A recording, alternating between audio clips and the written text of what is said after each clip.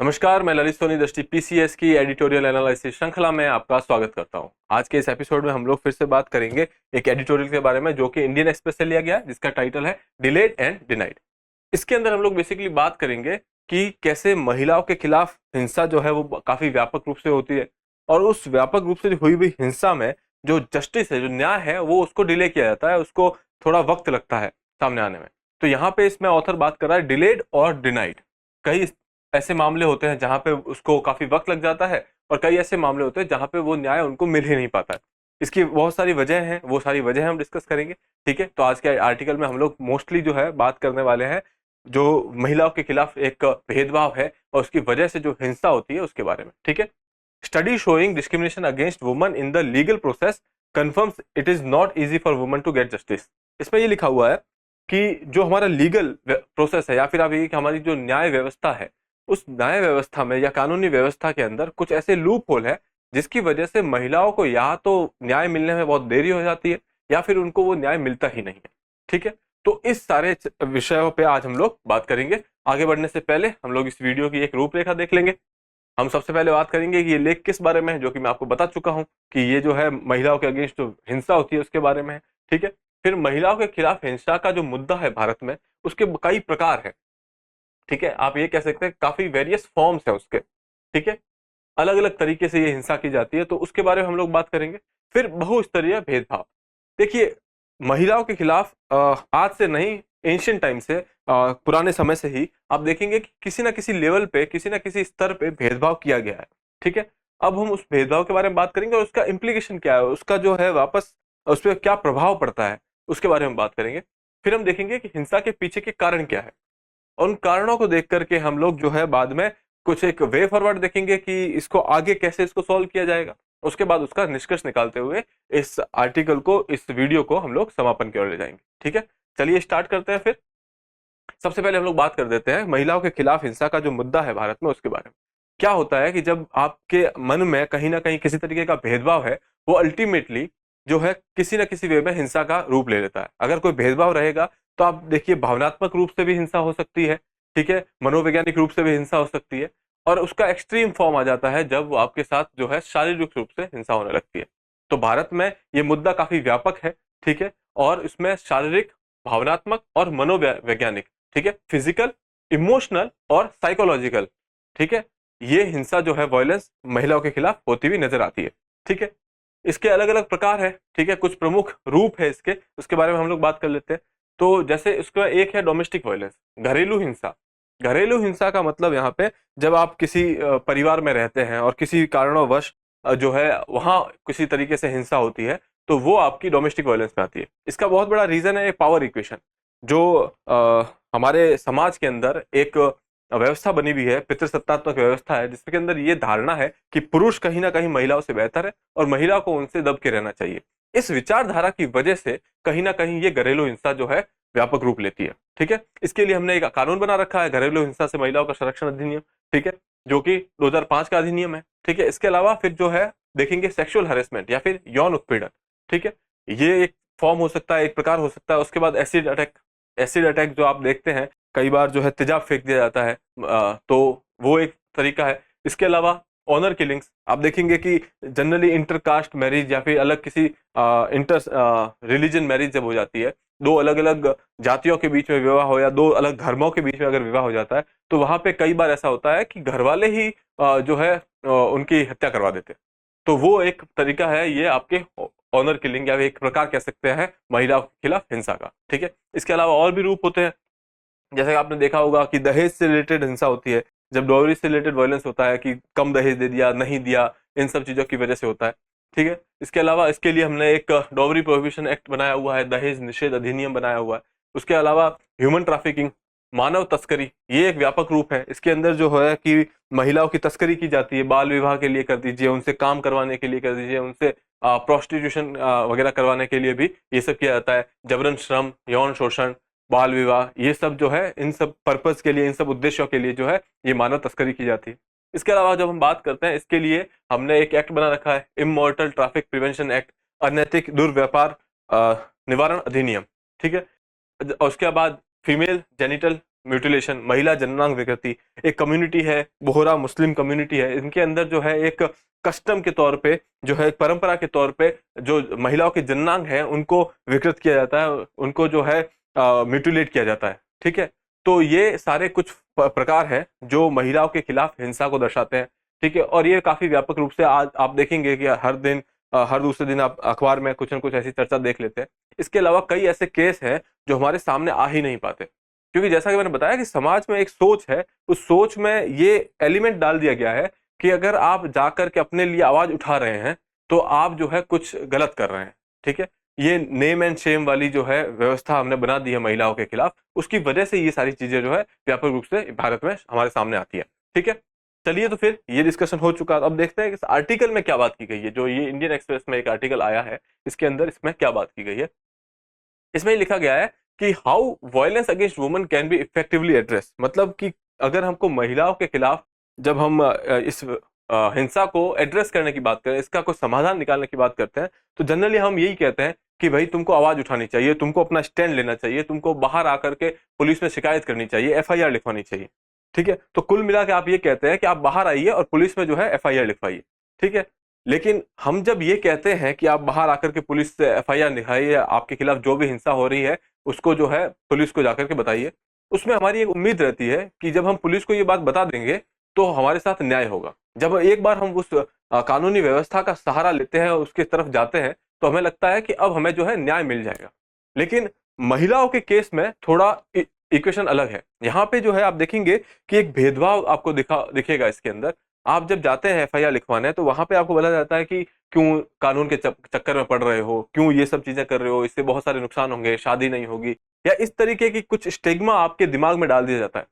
ठीक है, तो पहली बात तो एफआईआर नोट नहीं करते वो लोग, और अगर कर देते हैं, मान लीजिए कि आपकी एफआईआर नोट हो गई, तो उसके बाद जो है जब वो एफआईआर जज के सामने जाती है, वो कंप्लेंट जज के सामने जाती है, तो बहुत चांस बनते हैं कि जज उसको डिसमिस कर देगा।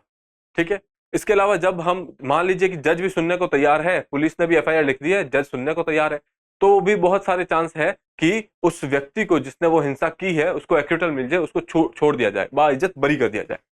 ठीक है, तो ये सारी चीजें आपको ये दर्शाती है कि कहीं ना कहीं एक जेंडर बायास है। जब हम लिंग के बारे में बात करते हैं तो वहां पे एक बायास तो है। ठीक है, और वो बायास क्यों है? क्योंकि आपका समाज का जो एक स्ट्रक्चर है वो इस तरीके का बना हुआ है। ठीक है, तो यहाँ पे जेंडर बायस हमको देखने को मिलता है जब हम बात करते हैं कि आप जाकर के न्याय व्यवस्था का जो है सहारा लीजिए, वहां पे हमको ये बायस देखने को मिलता है।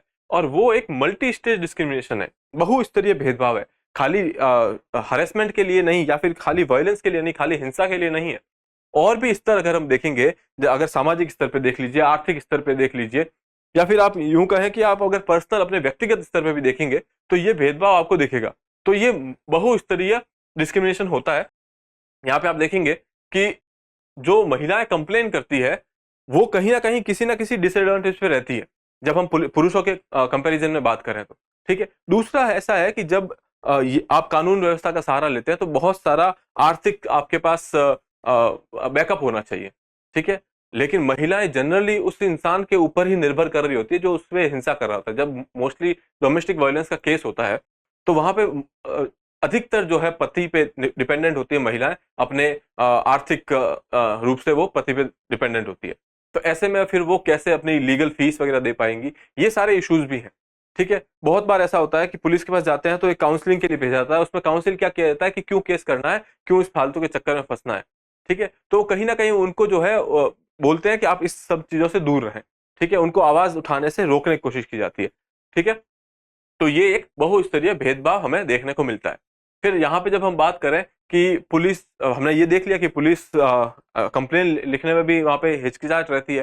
फिर एक इनइक्वालिटी जो है समाज में एवरी लेवल पे आपको देखने को मिलती है, और चाहे हम लीगल प्रोसेस की बात करें या बाकी सामाजिक प्रोसेस की भी बात कर लें तो आपको ये इनइक्वालिटी देखने को मिलेगी, एक असमानता देखने को मिलेगी।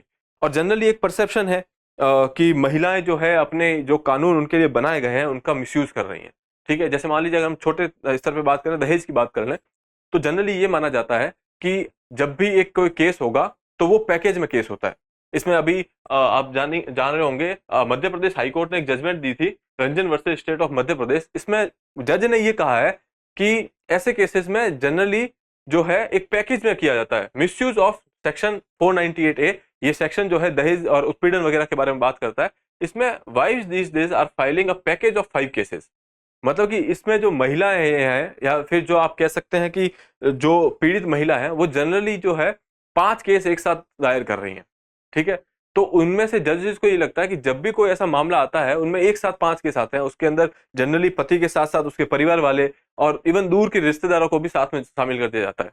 उसके साथ साथ तलाक का मुकदमा भी होगा, उत्पीड़न का भी होगा, इसके अलावा हिंसा का अलग होगा। तो ये सारा एक पैकेज के रूप में डिलीवर किया जाता है। तो इससे जो है जजेस वगैरह को एक ऐसा लगता है कि ये ह्यूमिलेट करने के लिए किया जा रहा है या फिर उस व्यक्ति का शोषण करने के लिए किया जा रहा है, ठीक है। अब ऐसे डिस्कोर्स जब हाई कोर्ट पब्लिक डोमेन में रखती है तो ये और डिफिकल्ट बन जाता है महिलाओं के लिए अपने अधिकार के लिए बोलना। उनको बाहर आकर के जब उनको लगेगा कि अगर हम कानून व्यवस्था का ही सहारा ले रहे हैं और वहां पे जज इस तरीके के जो है स्टेटमेंट आपके सामने रख रहा है, तो फिर आपको अगेन उन पे जो है भरोसा थोड़ा कम हो जाता है, ठीक है। इसके अलावा कुछ वक्त पहले कलकत्ता हाईकोर्ट में भी Swapan Kumar Das versus state of West Bengal में भी कुछ ऐसा ही बोला था कि 498 जो ये सेक्शन है वो महिलाएं यूज कर रही हैं एज अ लीगल टेररिज्म, ठीक है, वैधानिक रूप से आतंकवाद करने के लिए इसको यूज किया जा रहा है, ठीक है। इस तरीके की टर्मिनोलॉजी जब जजेस यूज करते हैं तो वो डिस्करेज करती है किसी जेन्युइन केस को सामने आने से, ठीक है। तो ये जो है आप देखेंगे कि बहुस्तरीय भेदभाव जो है हमारे समाज में इस तरीके से फैला हुआ है कि इवन ऐसे पढ़े लिखे लोग जो इस स्तर पे बैठे हैं उनको इस तरीके के स्टेटमेंट देते हुए भी हिचकिचाहट नहीं होती है, ठीक है। मान लीजिए बहुत सारे केस ऐसे होते हैं जिसमें महिलाएं जो है गलत केस करती भी हैं, झूठे केस भी दायर किए जाते हैं, लेकिन उनको हैंडल करने का तरीका थोड़ा अलग होना चाहिए, ना कि इस तरीके के जजमेंट दिए जाए, ठीक है। चलिए आगे देखते हैं। महिलाओं के विरुद्ध जो हिंसा हो रही है उसके कुछ कारण है, वो कारण यहाँ पे लिखे हुए हैं। पेट्रियार्कल नॉर्म या फिर आप कह सकते हैं पितृसत्तात्मक मानदंड जो है या फिर पितृसत्तात्मक सोच जो है वो एक बहुत बड़ा काम जो है कारण है इन सब चीजों का। हमारी सोसाइटी जो है एक पेट्रियार्कल सोसाइटी है जिसके अंदर पुरुषों को प्रधान माना गया है और महिलाओं को उनके नीचे माना गया है, ठीक है। तो इसलिए जो है यहाँ पे एक ये पावर इक्वेशन को थोड़ा सा चेंज कर देते हैं कि शक्ति जो है उसको पुरुषों के भाग में डाल दिया गया है, जिसकी वजह से वो लोग नियंत्रण करना चाहते हैं। अब वो नियंत्रण की वजह से जो है अल्टीमेटली जब आप नहीं कर पाते हैं कुछ चीज तो फिर आप शारीरिक हिंसा का सहारा लेते हैं, ठीक है। उसके अलावा जेंडर इनइक्वालिटी या फिर आप कहेंगे लिंग असमानता, जब हम बात करते हैं कि महिलाओं के खिलाफ और पुरुषों के खिलाफ, पुरुषों को कुछ एडवांटेज दिए गए हैं, प्रिविलेज दिए गए हैं और महिलाओं के खिलाफ जो है असमानता या डिस्क्रिमिनेशन किया जाता है, ठीक है। फिर आर्थिक निर्भरता, जैसा कि मैंने बताया कई केसेस में ऐसा होता है कि जो विक्टिम है, जो पीड़ित है, वो उस इंसान के ऊपर डिपेंड करता है जो उसके खिलाफ हिंसा कर रहा है, ठीक है। फिर शिक्षा की कमी, ये एक बहुत बड़ा कारण है। शिक्षा की कमी की वजह से ये जो पितृसत्तात्मक मानदंड है ये वैसे के वैसे बने हुए हैं, इनमें कोई कमी नहीं आ रही है। फिर सांस्कृतिक और धार्मिक मानदंड, जब यहाँ पे हम लोग कल्चर और रिलीजियस नॉर्म्स की बात कर रहे हैं या कस्टम्स की बात करते हैं, प्रैक्टिसेस की बात कर देते हैं, परंपराओं की बात कर लेते हैं, तो आपने देखा, मैंने आपको बताया कि बोहरा कम्युनिटी जो है ये मुसलमानों में, वो अभी भी एक बहुत पुरानी प्रथा को जो है कर रही है। उनको ये समझ में नहीं आ रहा है कि ये एक महिलाओं के खिलाफ हिंसा का ही एक रूप है, ठीक है। तो ये कुछ मानदंड है। उसके अलावा कानूनी संरक्षण का अभाव, ठीक है। बहुत कम ऐसे लॉ जो है, अगर लॉ बने हुए भी हैं, ठीक है, तो वो अच्छी तरीके से इंप्लीमेंट नहीं किए जा रहे हैं, ठीक है। उसके अलावा कलंक और शर्म, स्टिग्मा और शेम, जैसा कि मैंने बताया कि जब वो पुलिस स्टेशन में एफआईआर करने जाते हैं तो उनको ये कहा जाता है कि भाई क्यों कर रहे हो ऐसे, कितनी बदनामी होगी, शादी नहीं होगी, ये सब चीजें। तो ये एक चीज उनके साथ अटैच कर दी जाती है जिसकी वजह से भी महिलाएं बाहर आने से थोड़ा कतराती हैं, ठीक है। फिर शराब और मादक द्रव्यों का सेवन, जब घर में पुरुष शराब वगैरह का यूज करता है तो वो अपना सोचने की क्षमता को खो देता है और ऐसे में इस तरीके के इंसिडेंट्स और ज्यादा होते हैं, ठीक है। फिर पावर एंड कंट्रोल, शक्ति और नियंत्रण, ये मैंने आपको बता दिया है कि कैसे जब शक्ति आपके पास होती है और उसके बाद आपको जिम्मेदारी नहीं हो तो वो शक्ति जो है अल्टीमेटली हिंसा का रूप ले ही लेती है, ठीक है। तो ये कुछ कारण है। अब हम लोग देखते हैं कि आगे इस बारे में किया क्या जाना चाहिए। देखिए, सिंपली एक प्रोसीजर बना देना, एक एक ऐसा तरीका बना देना कि भाई ये हम लोग तरीका फॉलो करेंगे और फिर उस तरीके को फॉलो ना करना, ये सॉल्यूशन नहीं होगा। कि एक प्रोसीजरल सॉल्यूशन एक सॉल्यूशन नहीं है। आपको अगर सही में इसका समाधान निकालना है तो आपको उसको इंप्लीमेंट करना पड़ेगा, ठीक है, उस चीज पे काम करना पड़ेगा, ठीक है। यहां पे है कि not enough to find procedural solution, all women police station and fast track court जो हमने बना रखी है उनको जो है उस लेवल पे काम भी करना पड़ेगा। आपने पुलिस स्टेशन तो बना लिए, ऑल वुमेन पुलिस स्टेशन बना लिए, लेकिन बात उसमें अभी वही है, वो उनको शर्म और स्टिग्मा से जो है ट्रीट करते हैं, तो अल्टीमेटली उसका एम जो है वो खत्म हो जाता है, उसका जो प्रयोजन था उस चीज को बनाने का वो खत्म हो जाता है। ठीक है, इसके अलावा जब हम ऐसे इनके ट्रेनिंग्स वगैरह होनी चाहिए, ग्रेटर सेंसिटाइजेशन वगैरह होनी चाहिए, उनको जागरूक करना होगा इस मामले में कि इस तरीके की हिंसा के जो आपके मामले सामने आते हैं उनको आपको बहुत ही नाजुक तरीके से जो है हैंडल करना होगा। उसके लिए आप उनको अवेयर करवाएं, उनकी ट्रेनिंग करवाएं, ये एक तरीका हो सकता है। इसके अलावा जब हम इसको व्यापक रूप से देखते हैं तो महिलाओं के खिलाफ हिंसा को संबोधित करने के प्रयासों में एक समग्र दृष्टिकोण होना चाहिए। समग्र मतलब देखिए, मैंने इसके बहुत सारे रीजन बताए आपके, और अलग अलग रीजन है सारे, आर्थिक रीजन भी है, सामाजिक रीजन भी है, रिलीजियस रीजन भी है। तो इनका एक समग्र दृष्टिकोण लेना होगा, आपको सारी चीजों को देखते हुए एक समाधान निकालना होगा। ठीक है, और इसमें शामिल कौन कौन सी चीजें हैं, जैसे कानूनी सुधार लाने होंगे, जागरूकता अभियान बनाने होंगे। ठीक है, इसके अलावा सहायता सेवाएं, एनजीओ वगैरह जो है, सेल्फ हेल्प ग्रुप वगैरह जो है वो इनमें काफी अच्छा रोल प्ले कर सकते हैं। फिर हानिकारक सांस्कृतिक और सामाजिक मानदंडों को आपको चुनौती देनी होगी। जो चीजें महिलाओं के अधिकारों के विरुद्ध हैं उनको आपको चुनौती देनी होगी और लोगों को अवेयर करना होगा, जागरूक करना होगा कि भाई नहीं, ये चीज सही नहीं है और आपको ऐसा नहीं करना है। ठीक है, तो ये एक तरीका है इस जो हिंसा की, महिलाओं के खिलाफ जो हिंसा का मुद्दा है उसको सॉल्व करने का, उसका समाधान निकालने का। ठीक है, चलिए फिर आज के एडिटोरियल एनालिसिस में इतना ही रखते हैं, फिर मिलेंगे आपसे अगले एपिसोड में। तब तक के लिए have a good day, thank you.